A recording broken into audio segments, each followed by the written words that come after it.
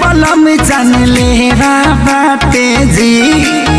हाँ बोलिया तो मिठाई पच में बाटे जी हाँ हाँ हाँ राबुरता झुलफिया बलम जान ले बाटे जी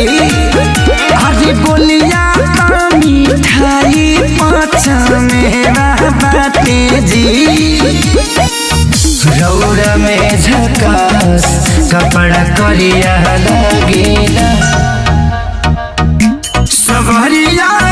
दहिया जने बनाई बड़े बढ़िया लागेला सवरिया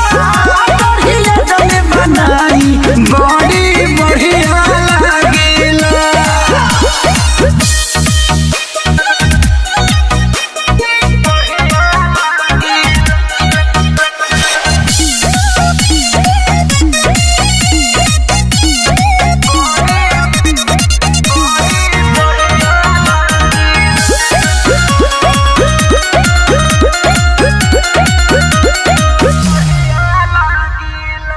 जब रौरा करिले सैया फैसा हम त मरते बानी सारा लड़की मरसा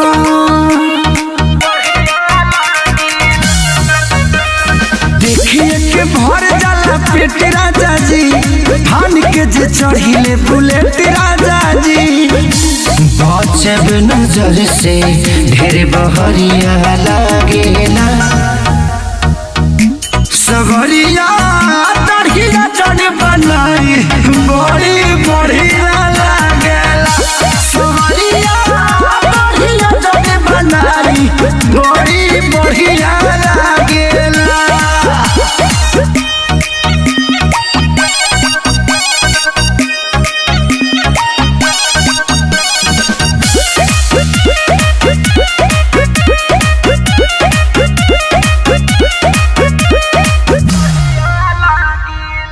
कम लागी होके देहा कब दौड़ते चाहे हमके बेचे पड़ी देही पाके जेवान फेल भइल बड़े अखिलेश राजा जी कोशिश कइले मुकेश राजा जी लागे रहुआ बसही जस खेसरिया लागेला सवरिया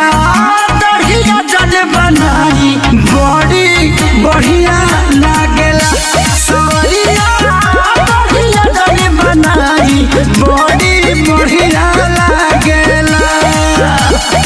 तो ये नंबर आखिर एकरा नीचे मत करें।